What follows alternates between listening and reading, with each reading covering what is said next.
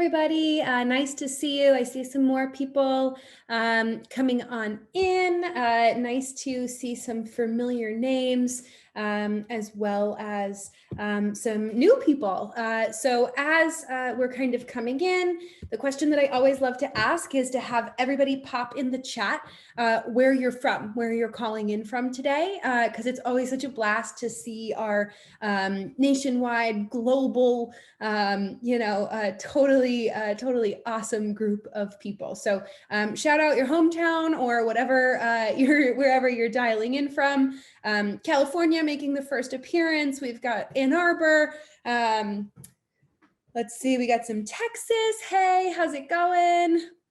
So feel free. Oh, there we've got our first Canada arrival. So welcome. Really nice to see everybody. So if you are just joining us, we are all sharing where everybody is from. So please feel free to pop that in the chat.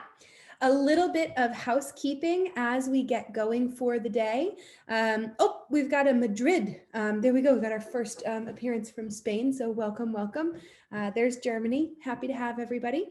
So as we're getting started, a little bit of housekeeping for you. That chat that you are all entering, where you're calling in from, that's a really great place to connect with one another during this session. So if you have ideas or thoughts, or if you have tried something that Joy talks about in her presentation and want to share your experience with that approach, definitely pop it into the chat. It's a really great place for you to kind of strike up conversations with your peers who are also here today.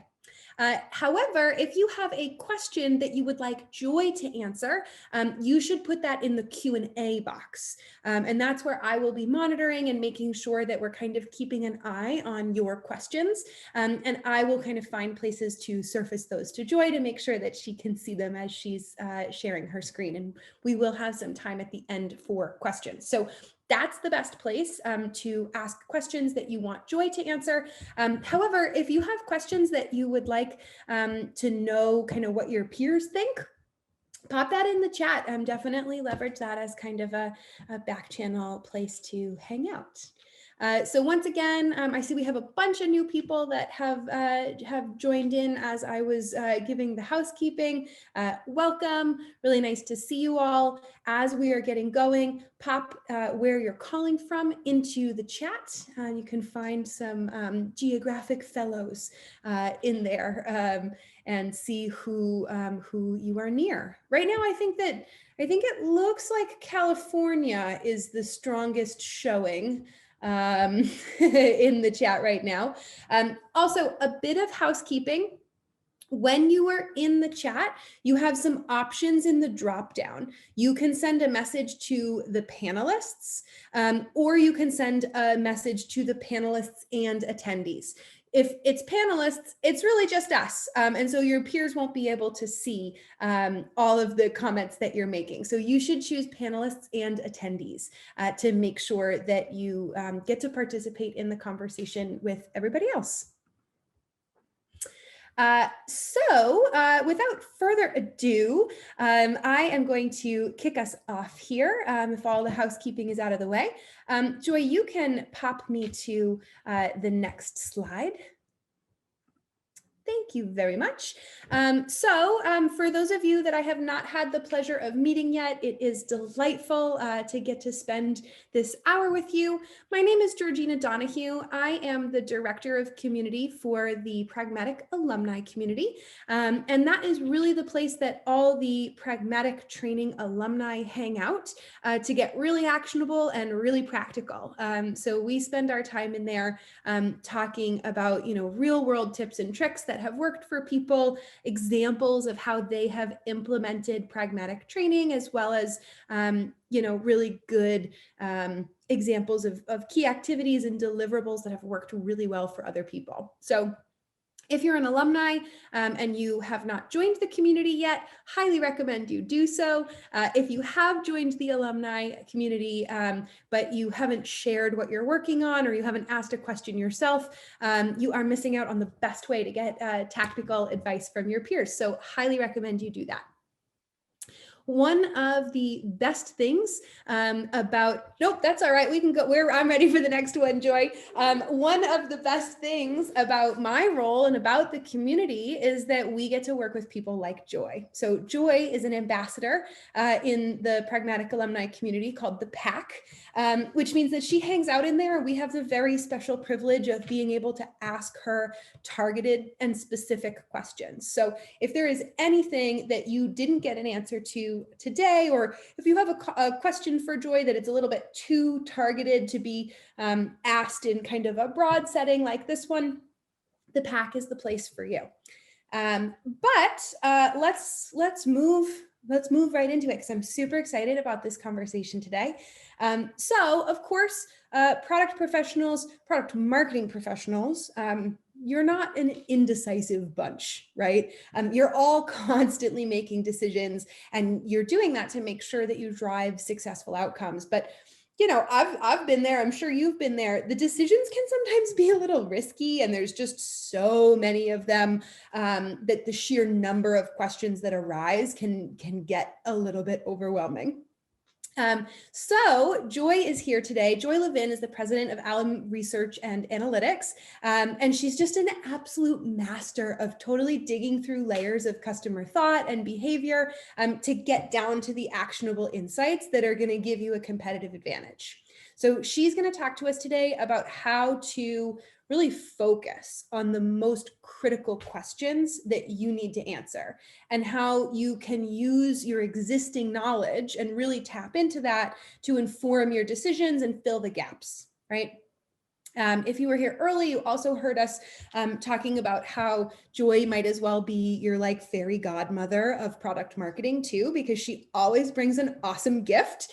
She's always has something great to share. And so she's got some really great free tools available for you today that are going to help you get those insights. So you can keep an eye out in the chat. We are going to pop a link to a Dropbox in the chat for you to get some great resources. But without further ado, I've done more than enough talking for this call. Joy, over to you. Thank you so much for being here today. Goodness. Well, thank you so much for that introduction.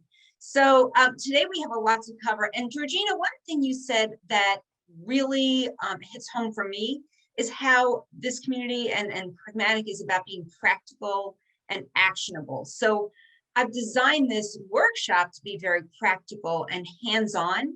And so there is, I don't know, did we manage to get the link in the chat to the packet that people can download?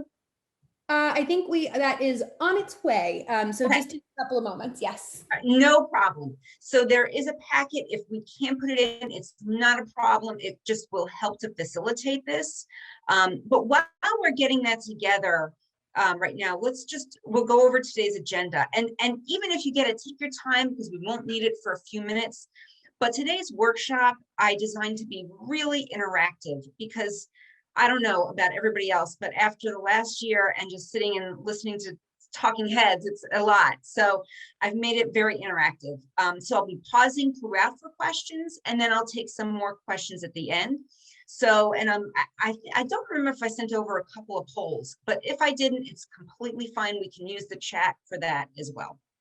So go ahead and answer and ask any questions you want along the way, but I will be taking some time to pause for those questions. So here is today's agenda. First, I'll be showing you some research that indicates when insights have value to businesses and how it can drive outcomes. And then I'll be showing you the 5 insights that every product team needs. And in my experience, I've learned that every organization needs these insights, regardless of size or industry or etc. So then I'm going to show you a framework which you can use to get these insights and really put them to work for you. And then finally, I'll be giving you some tools that you can use today within this framework. I think you'll be surprised about some of them, because I think you probably know about some of them. You just haven't thought about using them in the way I'll be showing you. But they can help you get some insights that drive really critical decisions. So the first thing I want to do is, and like I said, I don't think I necessarily gave this poll for the webinar today, but I just wanted to get a sense of where people are so I can customize this and put the material in the proper context. So if you could indicate which of these best describes you. Are you B2B? Are you B2C? Are you B2G? Are you none of the above? Or you have no idea what I'm talking about? So if you could drop that in the chat, just so I get a sense of who is here today, so I can make sure to customize this talk in a way that's meaningful to you. And you might even be a combination of those. While we're waiting for those results to come in, I just want to give you a heads up that we're only going to spend a little time on any like big picture material or theory, because the majority of this is going to be very practical and hands-on. So what are we seeing in the chat that's coming up? We are seeing mainly B2B, Okay. but there is also a healthy showing of B2B to C. Okay, got it. All right, super. So that definitely helps. So I first want to just go over that big picture kind of material stuff. So a recent study was conducted to understand whether market research correlates with business success metrics. And the study was conducted among leaders both in B2B and B2C companies. And this graph shows the difference in outcomes between those who conduct market research frequently in green and those who don't in orange. And you can see there are really big differences in doing market research that correlates with these outcomes. And in the same study, market research was cited as being valuable in many circumstances that are really actionable. And here are just a few. So the study also indicated that more than 9 in 10 do conduct research at least some of the time, with more than half saying they do it always or often. So chances are, if you're not doing this type of work, your competition is. But when I talk with many product teams, they often feel overwhelmed with the thought of doing research. Either they don't know where to start, they don't feel they have the resources they need, either in terms of time or money or both, or they have no idea where they can go to get good data. So what I want to do today is start to knock down some of those barriers for you. So what I've learned is there's a framework you can use to do market research, and I call that framework HEFT, because what it really boils down to is identifying some questions that will provide a payoff, thinking through what you already know or what you might believe, then getting insights that answer these questions or confirm or disprove those assumptions, and determining the actions to take there at the end that will provide that payoff. So that is what HEFT is. It's having a question, considering existing knowledge, finding an insight, and taking action. And I want to emphasize that taking action part, because if you're just doing research for the sake of it, it doesn't make sense. So I want you to always have an idea of the outcome, the actual way you're going to use these results. That is the most important thing about research. I'll go into some more about that later. But it's hard to know what questions to ask that will lead to the insights you need, especially when it seems like there are so many questions that need to be answered. However, in the work I've done over almost 30 years, I found that there are 5 questions that provide these critical insights, and they're almost universal for product teams, regardless, like I said, of business size or organization or business model. So I know a lot of you are B2B. There are some B2C and B2B2C. So all of this is going to be relevant, but knowing what these questions are is really the first step. So as such, I call these questions high impact questions. Answering these questions is so impactful because once you have the answers, you effectively end up de-risking those marketing decisions. You have a much greater chance of making strong, informed decisions that lead to positive and successful outcomes once you get these answers. So let's take a look at what those questions are. So the first question is, who is your ideal customer? The second question is, what is the market size and growth potential for my industry? And where is the industry headed? Who is our competition? And how are they positioning themselves? Because once you know how they're positioning themselves, you can start to carve out that niche that will speak to your uniqueness and the value that you bring. How do I motivate my target audience to buy my product or service and overcome their purchase barriers?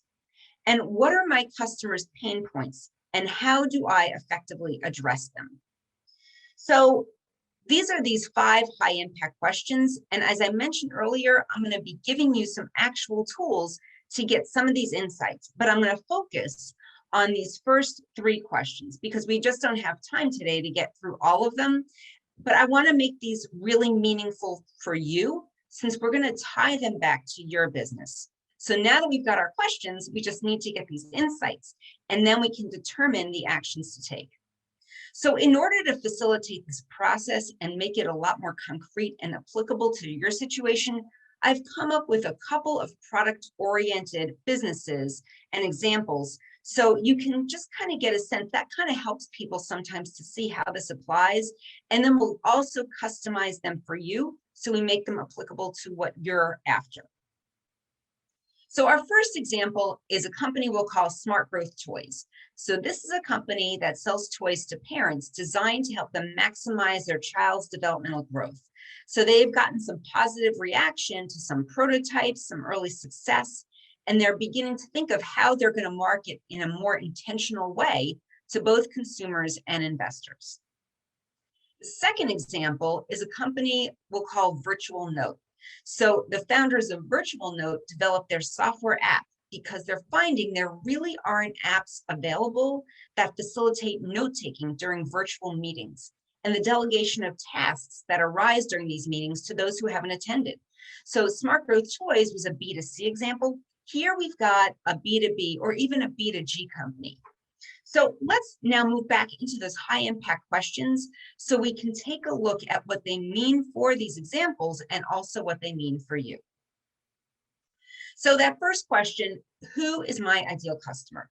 So this is not necessarily about what the actual appearance of the ideal customer is, but for a business to consumer company, this is, and I'm not going to spend a lot of time on that part because I know a lot of you are B2B, but this would be questions like demographics, where they like to shop, or things like family structure and composition.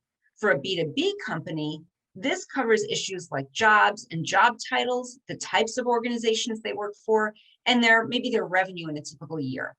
In a business to government model, this might include things like agency mission, size, or municipality status. And for any of these, it also involves things like frequency of purchase, or what the sales cycle looks like, or the types of media they consume. So in thinking about their ideal customer, let's go now to our example of Smart Growth Toys. They believe that their ideal customer, their target market, consists of parents with at least one child under the age of 3. But one thing they've considered is there could be a lot more segments out there. In fact, they recognize their product might be more expensive than what that group is typically used to seeing. So do they need to focus on certain income ranges? There may even be different segments there, like working parents versus parents at home or aged parents. But now let's get to some insights and develop some action steps to take. So if you've been able to get the packet that was included with this workshop in the chat that we've tried to drop in, you can start to open up. On that first page, you'll see the 5 high impact questions, so you have that for reference. I do want to mention that if you were not able to get that, we're going to be sending it to you after the talk, so you will have it. It's just something you can follow along with. There are some templates I've put in that packet. And so if you have it, you can start to follow along there. And if not, you can just take notes on a piece of paper. That works fine too. So to do this, to get these insights, we're actually going to use YouTube. And there are several different ways you can use it that can be really impactful. So I'm actually going to show you how you can use YouTube regardless of your industry or your target market. And it's not that YouTube was set up for this purpose or that you've used, I'm sure you all know of it, or that you've used it for this purpose. But there are some creative ways you can use to get some valuable insights. And that first way is to use the Find My Audience tool. So if you just Google YouTube Find My Audience, you'll find that. I recommend you do that after this workshop. But this tool is useful in determining what channels your target market is watching so you can learn more about them. So YouTube Find My Audience gives you a few canned options to search on. So let's go back to that example of Smart Growth Toys. And what I've done here is one of their canned options is baby and children's products. And then you just click on Start Now. So that's what you would do if you were at that tool. And the results will show you some various audience groups that watch channels in that category. And you can see that toys is one of them. So we'll click on that. So what YouTube Find My Audience does is it gives you information about the audience and some samples of channels they're watching in that category. So one option here is to click on one of these channels and view some of their videos and watch what they're saying, because that's where you get information about your target audience. What are they talking about? What are other advertisers mention or other products talking about, and how are they talking about them? So that's one way. Also, if you scroll down, if you're on that screen and you were to scroll down, you'll see some more products and services that this audience looks for, and then get more suggestions of channels. So you can really start to get in pretty deep here. If you scroll down further, you also get some other audience types that search as well that are really relevant. You know, in this case, family focused, all kinds of other stuff that you would see that is things that are related to your target audience. So let's now dive in. And what I've done is I've actually gone in and looked at one of these channels, and I found this video, or the Smart Growth Toys founders came across this video. So, you know, you can now get a transcript of videos as you're viewing, which is really helpful. But this video features some product experts, and they're talking about how parents want toys that are worthy of an investment. Specifically, the transcript says that when those parents are spending those hard-earned dollars, they want to know their kids are going to be playing with those toys and they're not going to be sitting at the bottom of a closet. So these are influencers in this industry that really know a lot already about this target audience. And that is important information for Smart Growth Toys, that while household income may be a factor, they can start to generalize the appeal of their product by incorporating this information about not sitting at the bottom of a closet into their marketing. And I'll show you how.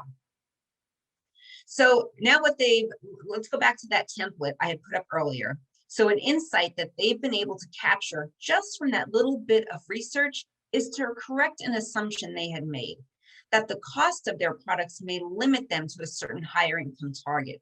So that may still be true that their products are most appealing to people in certain income brackets, but what they've learned is that by communicating the value of the longevity of their toys to parents, they might be able to broaden their appeal to a wide range of incomes. And this will make them even more appealing to people in certain lower income brackets. But it's not enough to just get these insights, right? How do you make them actionable?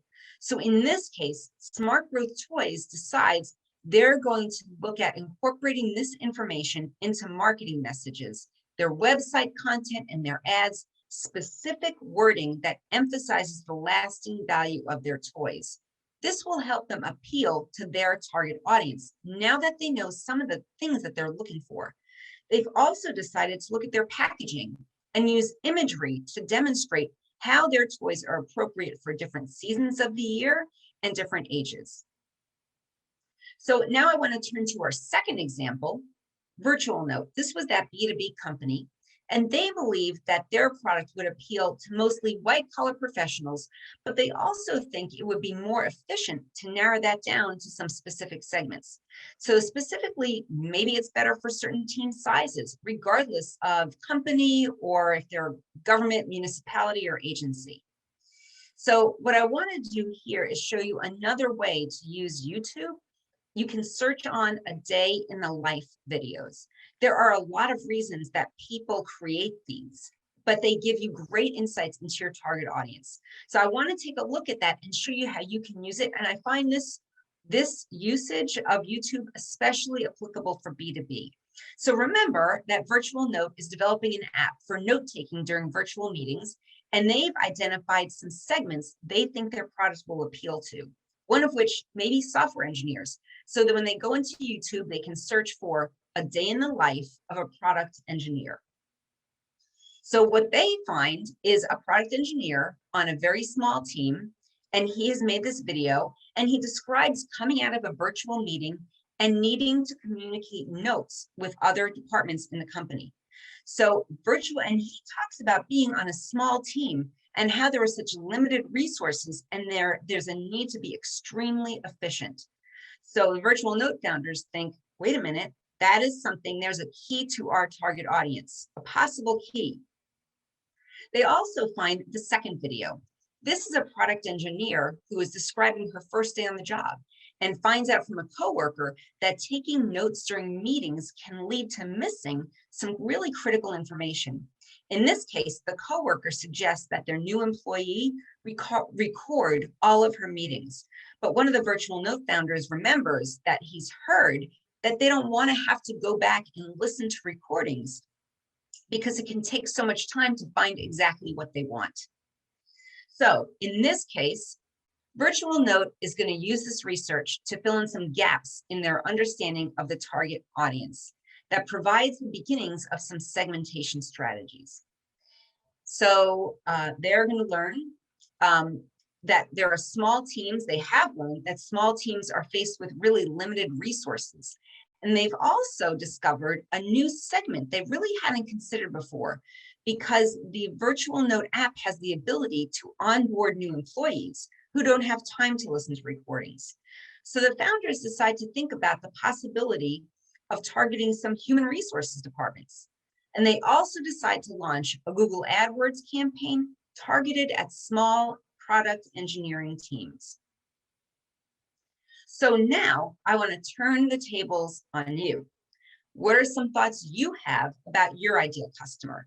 If you have that packet, there's a template you can use. If not, you can just jot these down. I've also included those examples in this packet so you can refer back to them. I'm going to give you a minute to just jot down some thoughts you have. And maybe you're fairly confident in these ideas, but maybe you're not sure. Either way, jot down what you know or what you assume or what you think might be the case. You can do the actual work after the session ends, but now you have a really good starting place. And then also think about, can you use YouTube, Find My Audience, A Day in the Life, or even searching within YouTube? But what I want to do now is, like I said, pause for some questions. Yeah, so we'll pause for some questions and see if there's anything coming up. Awesome. As Joy gets a drink of water, I will remind everybody that the link to the packet is in the chat. So if you need it, we dropped that link in there so you can go grab it and you can follow along. As people are kind of filling this out and working their way through this template and this worksheet, we do have a question, Joy, that you had a slide about considerations when assessing customers if you are B2C, B2B, etc. And they're just wondering if we can go take a look at it again, just really quickly. They want to be able to take a look and go back. Okay, I'm thinking about, I think I know which slide that was. So let me go back there. Let me try, I'm sorry for all the scrolling and everything. But I think we're almost back there. Yeah, I think this was it. Yeah, I think that was. Okay. And Yeah. this is a fantastic slide too. Oh, good. All right. So yeah, these are some of the things that when you think about, they're kind of starting places. You know, a lot of times I find that product teams start to think about like a persona, and there's nothing wrong with that, but you want to start to think about what's feeding into that persona. And it's more than just some surface things. You want to start to dive down a little bit into some really meaningful things that, what are some of the ways you can segment your target audience? Like, let's suppose, you know, you find out that there's a gender difference, but can you target people on that gender difference? So those are some of the things to think about. So yeah, I'm glad this slide is helpful. Go ahead and take a screenshot of this or copy it down or whatever makes sense for you. Awesome. Thank you, Joy. Yeah, sure. That was the right one that Emily was looking for. So that was perfect. Thank you. I feel like this is one of those slides that back when we were in person at conferences and workshops, people would like take their phones out and take a photo of slides like these when they're on the big screen. So everybody continue to kind of work through that worksheet that Joy shared. And I have one more question for you right now as people are continuing to do that work, Joy, if that's okay. Yeah, absolutely. So for the ideal customer, do you think that you should give more weight to demographics or psychographics? That's such a good question. And I'm glad that came up. I don't know that you can generalize that to say, should you give more? It sort of depends on the situation, but I'm glad that came up because a lot of times psychographics are overlooked. So you definitely want to take a look at some of those indicators and not just consider demographics by themselves, but some of those other indicators are really important. So I wouldn't give necessarily more weight to one or another. It depends on how you're going to use the information. And I think just whether or not you're going to use it for, like I said, content development or ads or website, really thinking through how do they influence each other as well. So hopefully that helps. That's awesome. Thank you. Reminder for other folks, if you have other questions for Joy, we will have other places to ask and answer questions. So make sure you put them in the Q&A if you want to make sure that I flag them for Joy. But now we will. Yeah, and can you all still hear me? Because Georgina, I think you dropped off for just a second. Okay, awesome. All right, so let's go on. We've talked all about YouTube, and I'm sure you probably didn't think of using YouTube in this way. So I really, find that sometimes research is all about using things that already exist in just a creative way. So let's go on to the next question. So now we're talking about the next high impact question, which is what is the market size and growth potential for my product and where is the industry headed? And this gets at the notion of whether your business or organization can sustain itself because it addresses the issues of market size and potential for growth and industry trends. So your target market might be bigger in some geographic areas than others. So you'll want to have an idea of the addressable market in certain geographies. There might be segments in your market that offer more potential than others. You certainly want to know if signs point to an increasing need for your solution. And it's also important to know what are some of the key trends in your industry and how will they be impacting your customers in the future. So let's go back to Smart Growth Toys. They've found some investors who are interested in providing equity, but they want some key questions answered. And the founders realize they're going to need this regardless of whether or not they take on investors. Specifically, they need to get some statistics on overall trends in the market. They also want to know, will these trends vary by type of toys? And they also need data that will support a distribution strategy.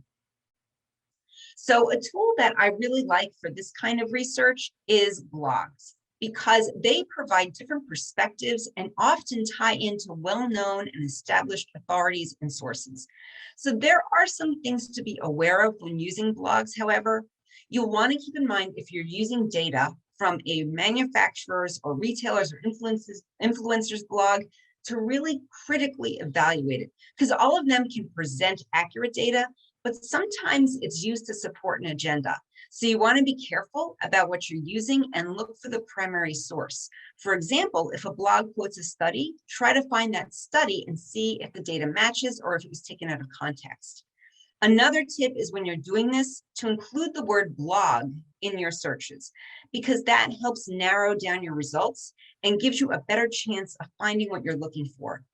I also recommend that you use this packet. It's got a form for you to think about blog searches because it can help you narrow down the focus of your search.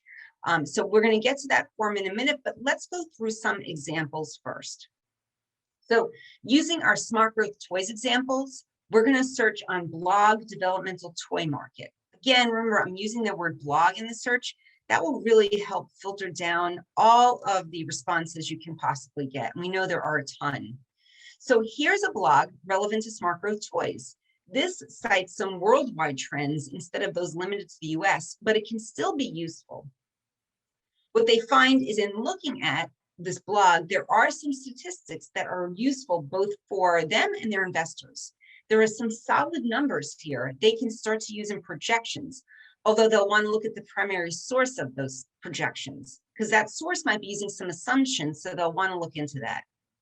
There's also information about the category and also subscription boxes, which is a distribution strategy they really had not considered before. So in this case, there's another form in your packet for this question. They decide to use this information in two ways. So they've captured some of these insights here. And one way is to do a little more research on some numbers of types of households so they can get a more definitive estimate of their total addressable market. So they've got some data here that they can project onto maybe dual household incomes. And they can then apply the data they found to their specific market. And the second is to look for partnerships using subscription box distribution. So now let's look at our other example, Virtual Note, and they are going to use blogs to see if their product will be in demand for the future. Because we all have had so many virtual meetings, we understand them, but what's going to change as we go back to the way things were, at least in a hybrid way? So they want to get a sense of what's out there. So when they start to look at these blogs, one thing they first find is the possibility of another segment for them. They hadn't even thought of this. And so this blog may go into some details about that segment. Another gives them some solid statistics on which they can base some of their projections. So they can take away that 25 to 30% of employees will work from home multiple days by the end of 2021, even after the pandemic ends. And I think there's probably some more research out there that shows that might even be higher. But what they're going to do is use this information to do some calculations so they can firm up their projections. So you can see that they've made some notes here based on what they found and extrapolate those numbers to maybe the number of US employees. So they can start to say, okay, well, let's say we charge $100. They can now make some financial projections.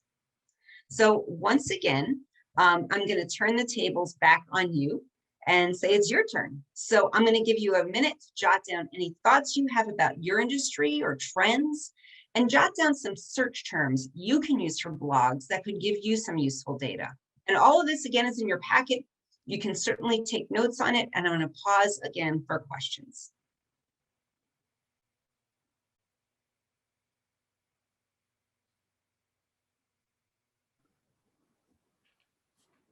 So I don't know if we have any questions out there, Georgina. Yep, there is a question. This one is asking, what are your thoughts for applying this methodology for meeting retail buyers' needs as well as the end users' needs? Yeah, I think that you want to look at them separately first and then relate them back to each other. So I would definitely look for information on retail buyers. I want to throw a couple of sources out there. There is a source called marketingcharts.com, and they're always collecting information about that's specific to marketing, but they often cover things about retail. So I offer that as a resource you might want to look at. Another one is eMarketer. That's another one that kind of aggregates some of this information together.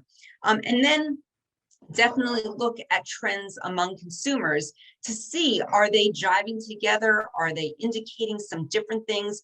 All of this can start to inform your strategy and put some more detail into it. And a lot of times what any research does is it ends up asking more questions, but this is a place where you can start and start to get some of those answers. Awesome, thank you. Yeah, you're welcome. Another question I wanted to point out that comes up often is, you know, there are all these reports out there and they cost thousands of dollars. So what do you do? Because if you're a small business or you're not ready to invest in that, there are some suggestions I have. One is to get the table of contents or an abstract so you can make sure it has what you're looking for. Another is to approach a trade association and see, a lot of times they'll conduct this research for you, That's what associations are for, right? Is to support their members. And so one idea is to approach an association, and will they either buy that study and somehow license it for their membership, or maybe conduct something on their own. A lot of associations are beginning to do this kind of work because members get such good value out of it. So, okay, we're going to move on to the last question we'll cover today that we have time for is, who is our competition and how are they positioning themselves? And you can certainly look at the websites of your competitors as a starting point. That is definitely something you should do. But there are some tools you can use to do some spying on your competition, because you can get ideas for how you can stand apart, which is a key issue in making people interested in purchasing, right? How are you unique? So you can also get ideas for the messaging you'll be using in your advertising and content, figuring out whether or should you use online ads, the kind of offers you might use to attract prospects and customers, and also get a sense of search terms that you can use for either organic or paid purposes. So there are a number of tools you can use for this. I want to use the last few minutes we have to introduce you to just one of those tools. So this is called SpyFu, and it's at spyfu.com. So there is a lot you can do with this tool, even with the free version. And I emphasize free in this whole thing. YouTube's free, the blogs are free. I'm all about free when you can get that, right? But so there is a lot you can do with just the free version. There is a paid version, but I want to give you some quick tips, because when you get into SpyFu, it can be very, very overwhelming. So let's again start with our Smart Growth Toys example. And what I've done is typed in one of their competitors' websites here in the site's search bar. So when you type into any website in that search bar, you start to get some data. So one of the first things, and again, one of the things I really like about SpyFu, I should point out, is these little question marks here, because you can click on those and it helps you orient to what exactly are you looking at here, because there's so much data. So in this case, we're looking at their paid ad history. So you can see the specific ads their competitors have run and when they've run them. So this is great to get an idea of the wording they're using in their ads and their offers. In this case, they're using the term Montessori, a famous type of education, which lends them legitimacy. So it sounds like they're trying to position themselves as experts affiliated with education. You can also see when they ran their specific ads. So what I've highlighted here is an ad they ran in December, and you can see how they're associating it with a holiday purchase. To the left, you'll see the keywords that triggered the ad. So now, as Smart Growth, I can begin to carve out my understanding of my competitive landscape, both in terms of the language my competitors are using to position themselves and their activity at various times of the year. Now, it probably won't make sense in this case to try for Smart Growth to position themselves as an educational expert, unless they can figure out a way to do that in a more convincing and authentic way than Lovevery. So you can see how this gives you a starting point to know exactly what your competition is doing and how you might fit in. There's also an ad buy recommendations part of SpyFu that shows you some really good keywords to consider if you want to try some pay-per-click campaigns. So this is for virtual note. Company knowledge base is a keyword that could really make sense there, right? To use some note-taking to develop a knowledge base for a company. Off to the right, you'll see some colored dots, and that indicates which competitors are bidding on those keywords. So again, this just gives you some tips on how you can start to use SpyFu to give you some knowledge of what your competitors are doing. Chances are your competitors, like I said, have done research for their own SEO and pay-per-click purposes. So it can save you a ton of time that you might have spent doing this yourself. So now let's go back to the packet. And here's a template I've put together for Smart Growth Toys. In this example, they've decided, so here's the information they wanted to get, the insights, and the actions they're going to take. In this case, they've developed some ideas for SEO and PPC campaigns. The founders of Virtual Note, same thing. They've got their template. They're going to explore a new advertising strategy And they're going to start to use SpyFu to get some idea for the budget they plan to use, right? So they're not just flying blind, they can start to see what is being spent. So of course, there is a template for you to use. So here, I just want you to start jotting down your competitors so you can look them up in SpyFu and see what you find. I am tool agnostic. I'm not, saying SpyFu you should invest in or whatever. There's another tool very similar called SEMrush, and you can use that as well. But there's a template for you to use to do this. And again, I am going to stop for questions. Awesome, thank you. So we do have one easy question that I will tee up for you first, which is, can we all add Joy on LinkedIn? Oh my gosh, I would love that. Absolutely. And I have that information for you at the end, my address and all that kind of stuff. I think it's Joy at Allium, but I have that for you. I would love that. I'd love to connect with everybody. Yep. We will also drop Joy's LinkedIn URL into the chat for you. And then also I encourage you to come hang out with Joy and us in the pack. So if you are a Pragmatic alum, we can come hang out there. We have some great conversations. The other question, you're welcome, Manuela. Hope that you have some really great conversations with Joy.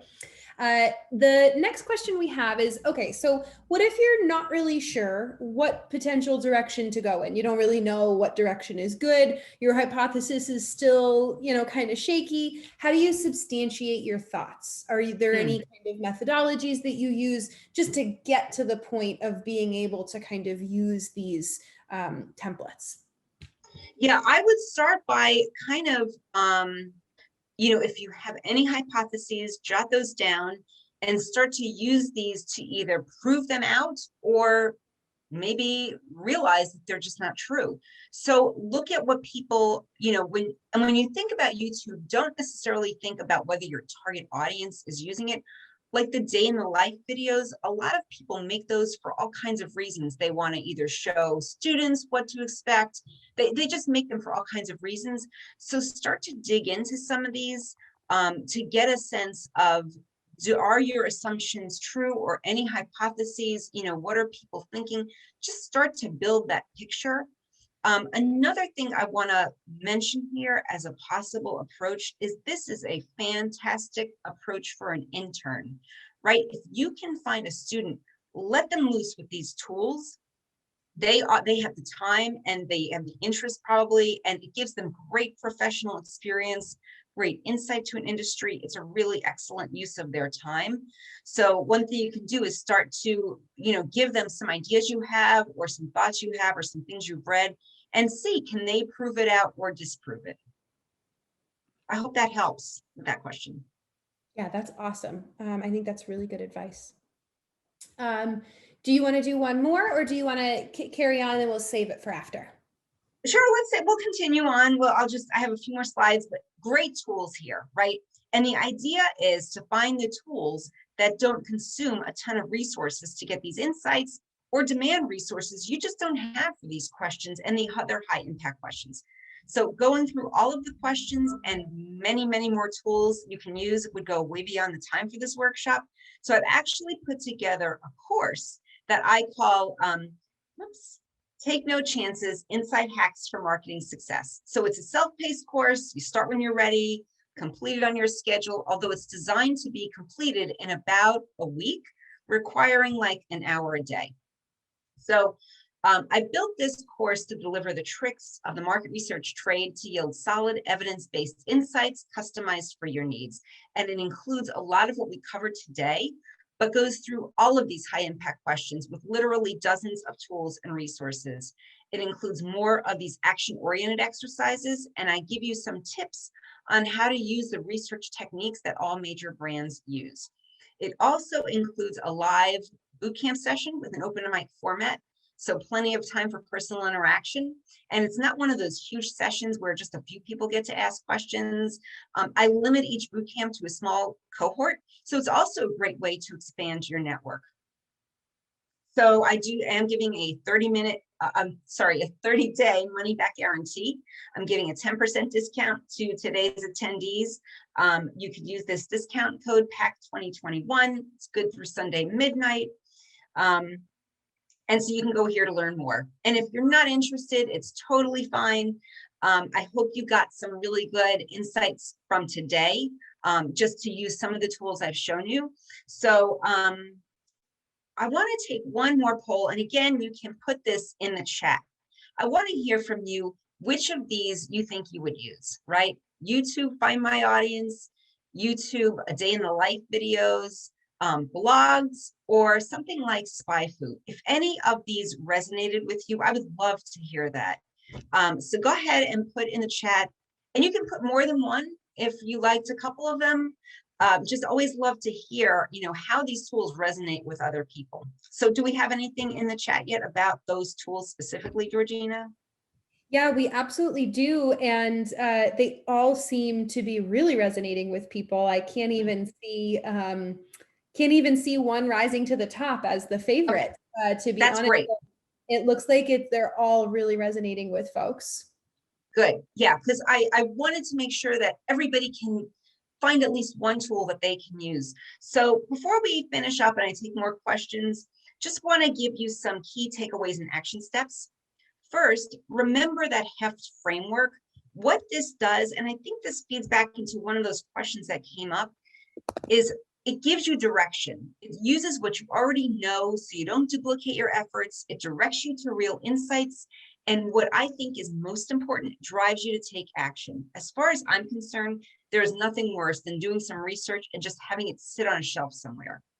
So remember that framework, have a question, use your existing knowledge, find an insight and take action.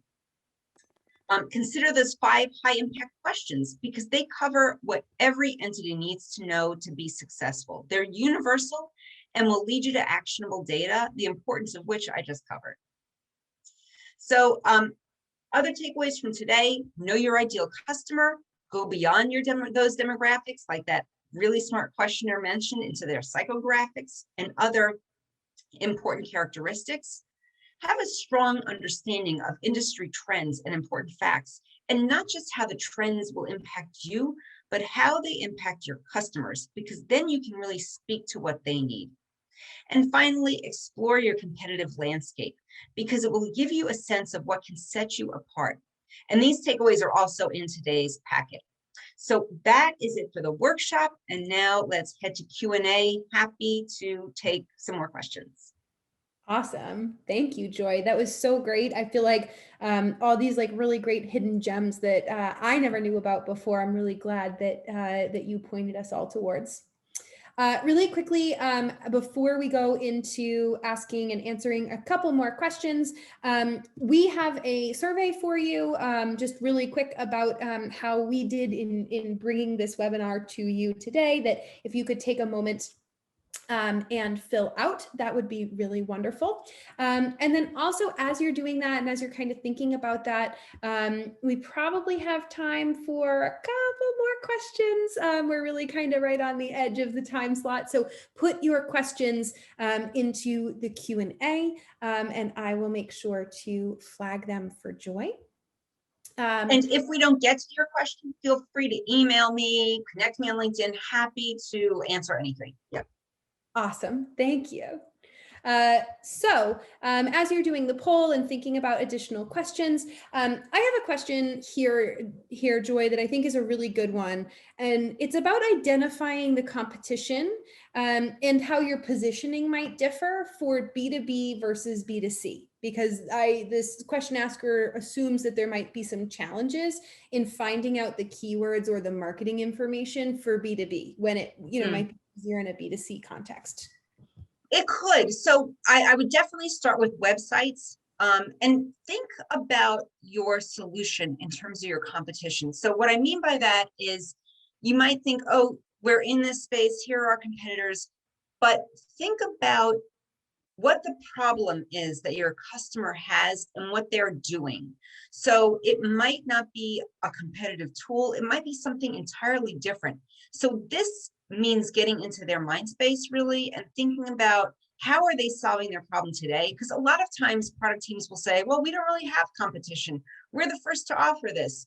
And there are things that make it unique. And in that way, it is the first. But really, if they have a solution, it means there's a problem out there that's currently being solved in one way or another. So the first thing is to look at some websites, think about your competition, not just in terms of those individual companies, but other ways that people are getting their needs met. And then, in a B2B audience, I would also recommend, like I said, looking at some of those blogs, because a lot of competitors put blogs out there. And that's really common to have, companies that offer blogs. Most of them do. And so you can start to dig into those as well, and start to see the language they're using, the terms they're using. Most of them have done research that goes into those blogs, at least to see what is important, what is resonating, what's floating to the top of conversations. So that's another way you can find out in a B2B market some of those competitive variables that are important. Yeah, makes a lot of sense. Really good tips. We've got someone here who is, asking if you're considering a new segment of the market to attack with a whole new product, right? New segment, new product. How do you use your existing knowledge to your advantage? Because while there might be some overlap, what they're going after is really a whole new thing. So how do you kind of bring it from one space and kind of leverage what you've got? Okay, so I'm going to make an assumption here that if you're entering a new market with a new product, you have a fairly strong customer base. And if you have a fairly strong customer base, you probably have more resources than somebody just starting out with nothing. So in that situation, I would really think about using some primary research, going out and conducting some interviews with people in that space. It is a more expensive solution, although it's not like, one of the things that the internet has done is you don't have to travel as much, you can have these conversations easily. So I really think that one thing to do in that situation is use some of those resources that you've had from, money that you've had from your existing customers, and put it toward investing in this new market, a new segment, by doing some interviews, and then you can get some really practical information, because you'll be able to speak to these people. I do that for a lot of companies. I moderate those discussions, I do those interviews. It can be helpful to have a third party do them, but some people do them themselves, and just start to have those conversations. I think that's probably one way to start, again, assuming that you have those resources. Awesome. Awesome. Good advice. All right, we have time for one more quick answer on this one. Any tips on how to best present your research in an engaging way to leadership? Something that I Yeah, feel that's a like is great a question. perennial topic. Yes. So if you are doing this kind of research, the secondary research, there's like a website. It's just so easy it's called the Noun Project, and it has just some neat visuals you can use. So just use some visuals. If you're doing things like talking to customers, doing some interviews, put together a highlight reel. That really makes things come to life for the C-suite. When they see their customers saying certain things, or people in their target market, it makes people sit up and listen. So you want to present things, you're right, in a way that will grab their attention, that makes it engaging. You can ask them what they think they would expect to see, so that gets their attention. Any way that you can expose them to what real people are saying is likely to get their attention more than just rattling off statistics. I'd keep your slides really to a minimum in terms of what you put on them. So hopefully some of those tips help. I think the highlight reel is a great thing, though, really, even if it's recordings or anything. You can even ask people, to use an image, find an image on the internet that describes your company or something, and they can get pretty creative. Showing those images can also be pretty impactful. Awesome. Awesome. It's a great highlight to end on. We are going to wrap it there, folks. This has been a hugely valuable session. Really appreciate it, Joy. For everybody on the line, keep an eye out for us.